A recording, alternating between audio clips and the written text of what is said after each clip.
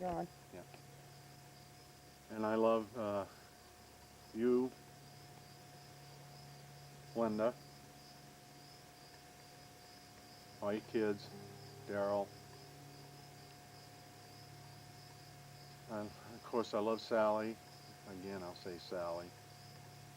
Jessica, Elizabeth, their husbands,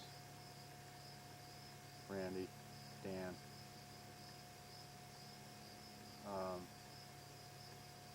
Ricky, Amy, Leslie. If I miss anybody, I really haven't missed you, okay? I just didn't put your names down. But each and every one of you I love. It doesn't matter whether you're a husband, a wife, or whatever. I really have tried to be the person in the family that would love each and every one of you, okay? And just pass that along to you so you would see that.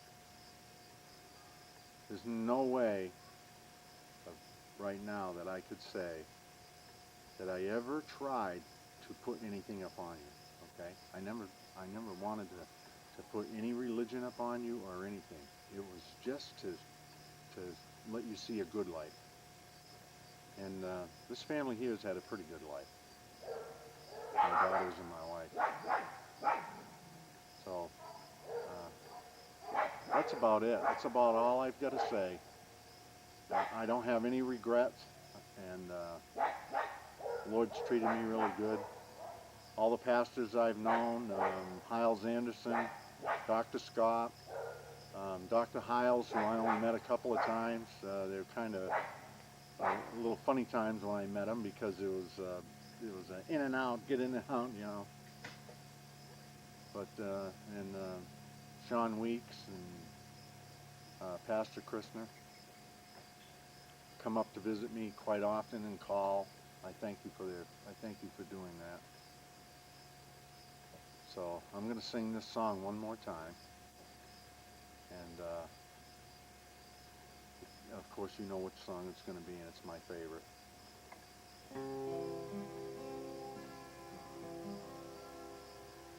There's a lighthouse on the hillside that overlooks life's sea.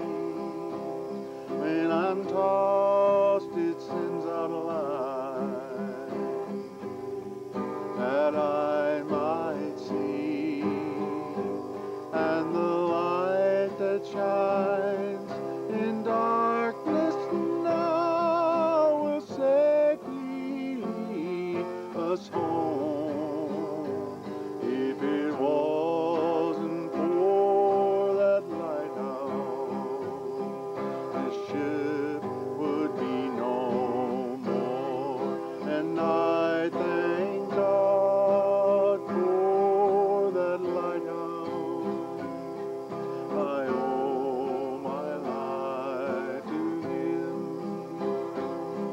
for Jesus is the lighthouse, and from the rocks of sin He has shown the light around me, that I could clearly see. If it wasn't for that lighthouse, now where would this ship be? Everybody that lives around us says tear that lighthouse down. All the big ships don't sail this way anymore. There's no use of it hanging around. But then my mind goes back to that stormy night when just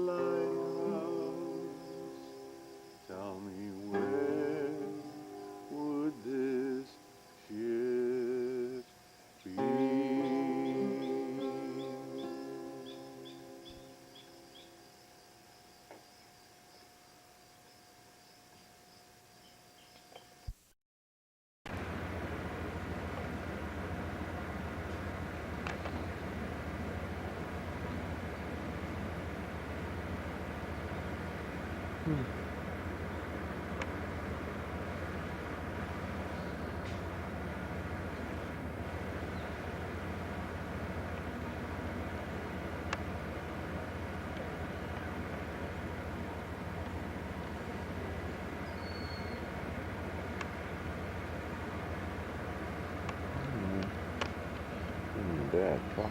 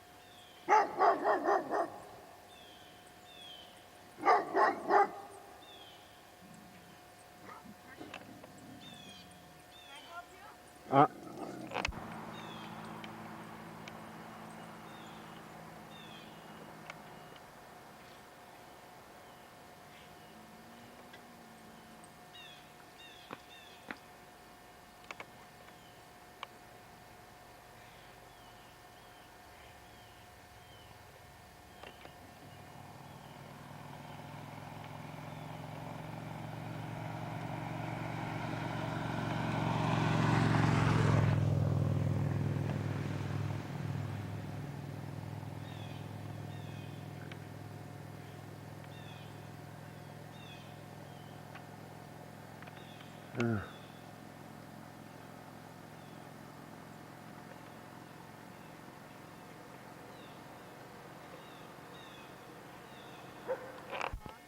Yeah. Hi. Hi, Elizabeth. Sally.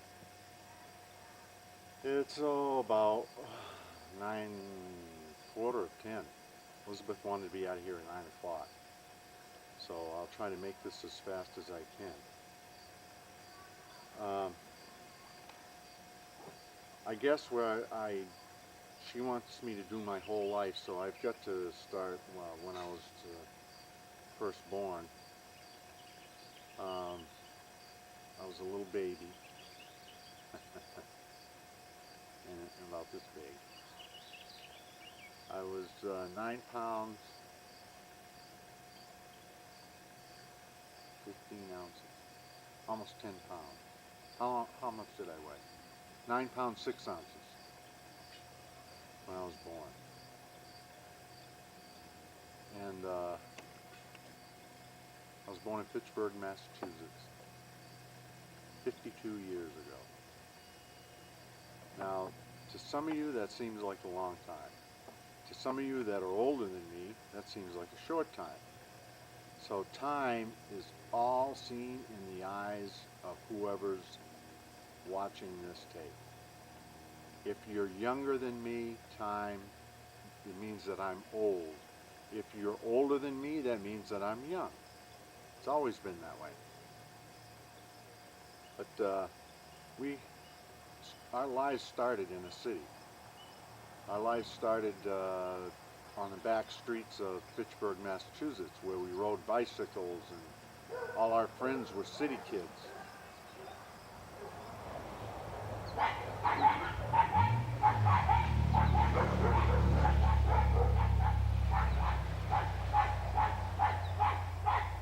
And all our friends were city kids. And I can remember most of them. Some of them even moved up to the country in New Hampshire where we grew up at. We moved away from the city when I was about 5 years old. We moved into a little house up in the country, had a few head of cattle, and it was called a farm. Well, Dad made a farm out of it. He bought all the fields that were around it and built the house that we were living in. He built it up. I can remember going the whole summer without a door in the house. That was fun, because you could run in and out of the blanket and it wouldn't make any noise, so we could go out at night and romp around and throw cow pies at each other without getting yelled at by Dad. But we ended up getting caught anyways, so we had to come back to bed. But we had fun on the farm. The shoveling of the manure and the milking of the cows and washing of the bags, and that was my job at that time. And the cow bags, the old bags. And most of the cows were docile, some weren't. You had to watch out for the ones that weren't. And bulls, and we had a horse, and we really had a pretty good life back then. Mom and Dad were really close together. They were happy. They were in a house that they wanted out in the country. And life seemed to be going along pretty good. And then we moved from there down the street to a larger house. Now this larger house I didn't like. Didn't have any windows. There were great big holes in the walls. Rats lived there. They called it the old fox farm. Now the old fox farm was rightly named because Fox lived in the field out behind the house.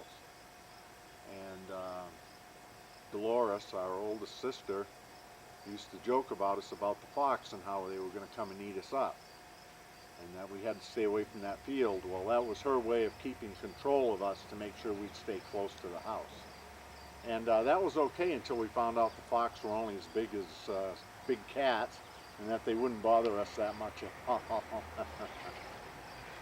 Well, we had fun playing out in the fields out back, growing the corn and playing in the corn, getting lost in there and playing hide and seek. And we had a really good time. I can remember, I don't remember Jim being there too much because he was usually helping Dad at the time. Judy I don't remember too much because she was usually helping Mom at the time.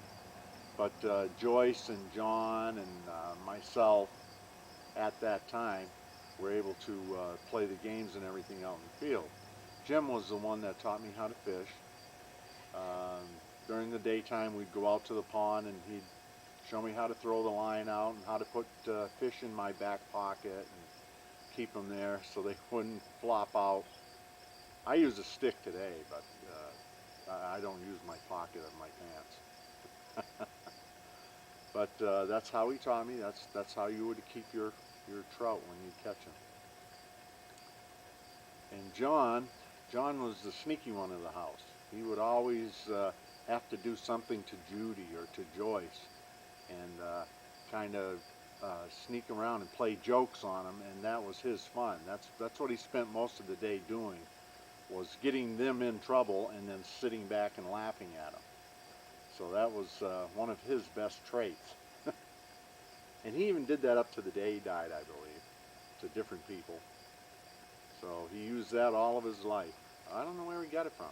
He didn't get it from me. But I can remember one time being up in the tree, and we were sort of jumping off a branch, free falling to the ground. And we'd just barely get to the ground, bring our feet up and land, and that was a lot of fun. And we'd land on the old apples and the smell, and oh, it was grand. I jumped off that old apple tree, and a nail caught the back of my loop on my pants, and I was floundering around, and I didn't know what to do because I couldn't reach back and get it because the weight was holding me there, and I couldn't turn around. So I called for my father. He came running around the corner. About the time he made it around the corner, the belt loop broke. And I went flat on my face. I lost my wind for a while, but it was good to have Dad there to at least watch me fall. And he made sure I got back up again, though, too.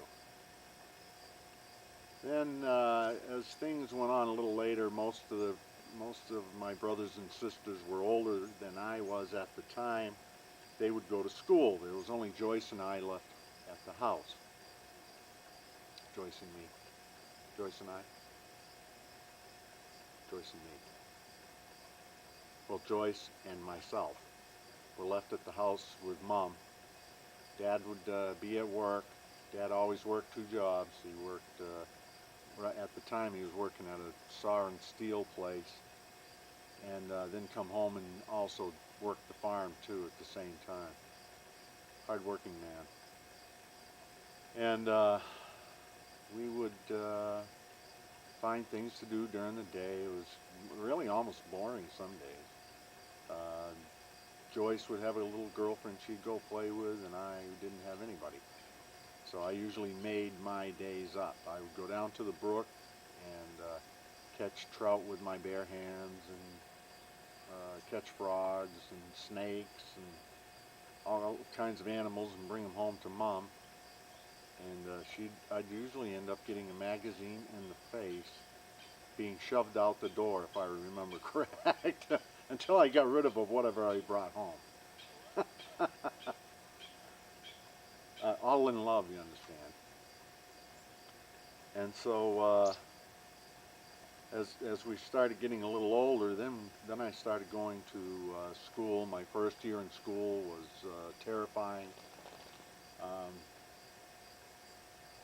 John would tell me that the teachers were all like a charcoal black, and that they had sharp teeth, and they were lurking around the corners looking to chomp you up into pieces if they ever got a hold of you. And that was my thought of school as I was down in the bus headed for school. I wish I'd have had a preschool visit, and I think that would have made things a lot better. But you know, come to find out, we made out all right. And Mrs. Colgan, who was our first and second grade teacher, used to hold me on her knee and make sure that I was all right and that I wasn't afraid, and I was her little pet. She didn't, and she's the one that got me through the first and second grade, and I'm really glad that she did that. And getting back to the house and being raised at that farm, we started to realize that we lived in a very poor neighborhood, and we would be teased by the kids at school because of where we lived, the clothes we would wear. We'd always have holes in our clothes, holes in our socks, our shoes. The leather would be flapping because we'd always be getting hand-me-downs.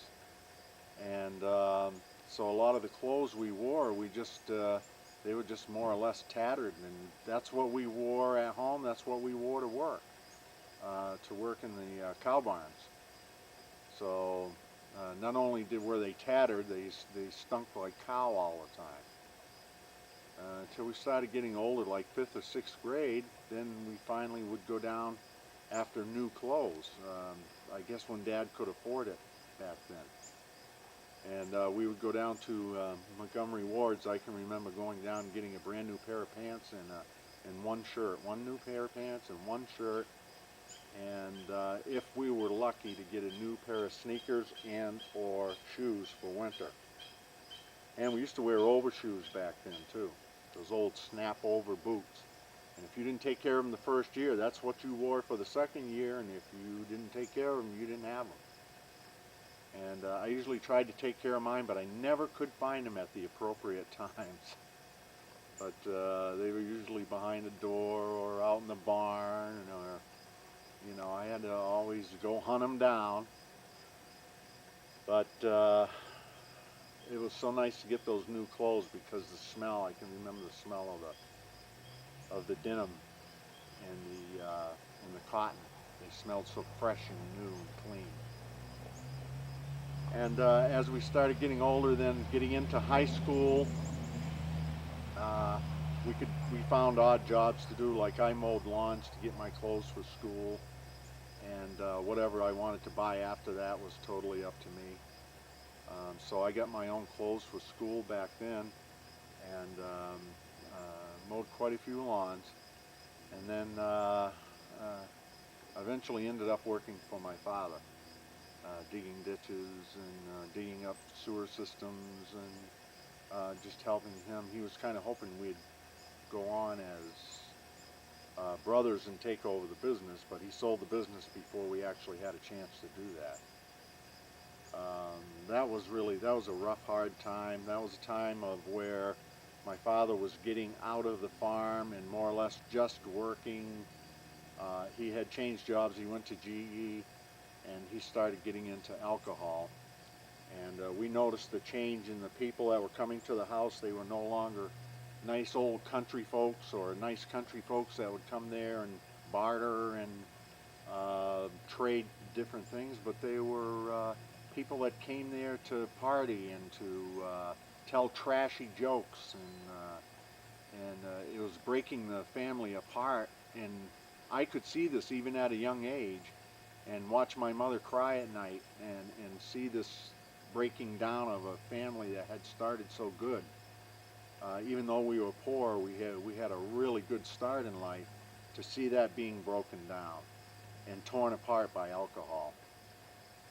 And that's what it was, because every time, it seemed like every time Dad would sober up, or his friends were sober, they were just as nice as pie and acted just as regular, but boy, they get into that booze and it was like a Dr. Jekyll and Mr. Hyde type thing. Away they'd go. Well, so a little later on in life, as I got up higher up in high school, I didn't want to be at the house anymore because I just couldn't take it. I couldn't stand the hurt of watching my mother cry every night, and I couldn't stand the hurt of seeing my father come home staggering through the door, even though he worked every night. I always looked up to him for that part, but for the drunkenness, I never could understand that.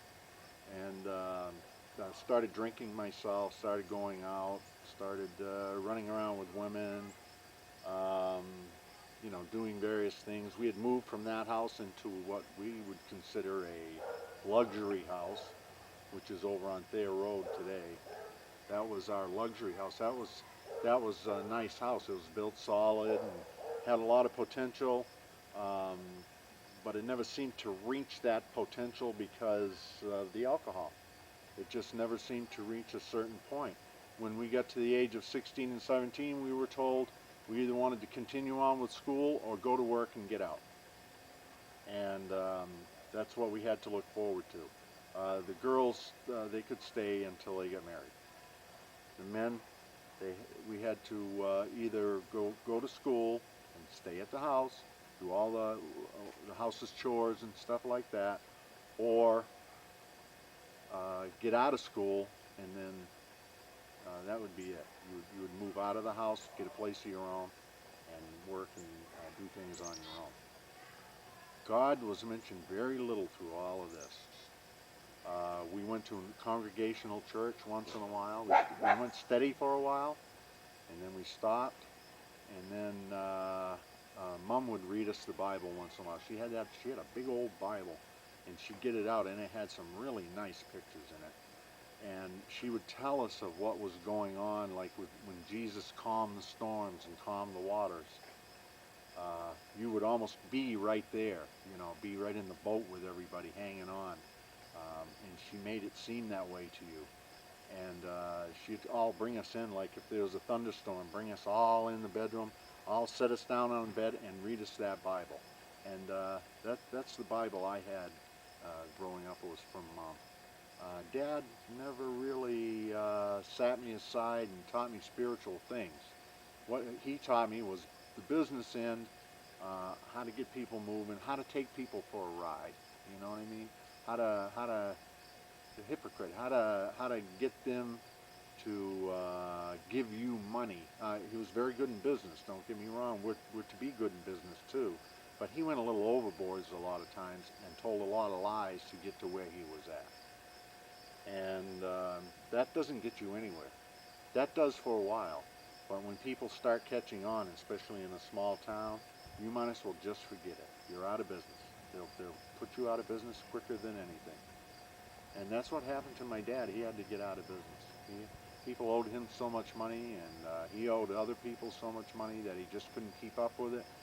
He'd get drunk at somebody's house, couldn't remember if they owed him money or not, and before you know it, he was saying all kinds of things, so he had to get out of the business. Now, as I got older, I went and worked where my father worked, down at GE for a year, and we did pretty good down there for a year. I stayed at the house, I paid my rent, and I worked for a year down there. And my brother Jim was married at the time. He seemed to be doing pretty good. And my brother John, he was always a wanderer, always wandering around here and there. Every once in a while he'd show up, and then he'd keep on going. So when I reached, it was 1970, I had heard Dad talk about all these stories about the war. He finally had opened up about World War II. And to me, that's what I wanted to do. I wanted to go save some of this country so it wouldn't go down the tubes. Because to me, everything then was going down the tubes. That by down the tubes, I mean just going into total spin wreck, as if you were in an airplane taking a nosedive and getting ready for a crash. So I joined the service, went through basic training, joined up in the aviation division because we had always liked aviation, and I figured that was a good thing to get into. Finally went over to Vietnam, met the enemy. You tell me where the enemy was and I'll have met him. I met quite a few people that were the enemy right on the street during the day. They could be your best friend and then turn around at night and fight with you at night and try to kill you. So that was the enemy over in Vietnam. The enemy was not per se those folks. They've been fighting for 2,000 years. They're going to fight for 2,000 more. The enemy was political. The enemy was a political snowball that kept rolling and getting bigger, and it took a lot of people with it, and a lot of men, and a lot of killing with it on both sides. And as soon as I got out of the service, I went to a lot of things that would ask the government to step down and get out of there, just to get everybody out of there, that the fight was useless. They weren't really going to go in there and crash, bang, boom, and get them out of there. I could see that. Some of the people that were over there still couldn't see that, but they did after they got out for a while. And finally they stopped the war in Vietnam. And as this had happened, and a little later, and then I got into drugs. I got into heroin when I was over there. I got into drinking a lot of booze, a lot of marijuana, a lot of hard stuff, and the soft stuff, if you want to say. And the hardest thing for me to quit, of course, was the heroin, but I did it, and I quit it. Came back here to the United States, tried it over here. There was nothing compared to Vietnam, so I just stopped it totally. You couldn't find the money anyways, and you'd have to rob somebody to get your dope or whatever, and I wasn't into that. I wasn't into the death scene. like some people were. They liked living right on the edge, on the envelope, as far as death went.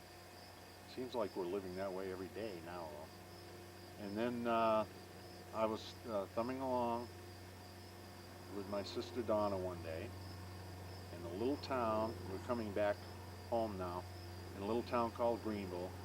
And I was in Greenville, wasn't Sally? And Sally came by in her father's pickup with her daughter, and they picked us up and gave us a ride. Where did we go? To your house. We went to Sally's house. Well, Sally's house was, that was a druggy joint too. And everybody was on drugs there, and I said, hey, this is the place for me. But you know something? Sally and I stayed together. Sally hung to me like glue, and when I saw her, I was always happy to see her because I had somebody I could talk to. I couldn't talk to anybody else that could possibly understand me. Even Sally couldn't understand half of what I said, but she stayed with me anyway. And so as I got more into the relationship with her, the more I had to see we had to get away from everything that was going on in her and my life. Just a minute.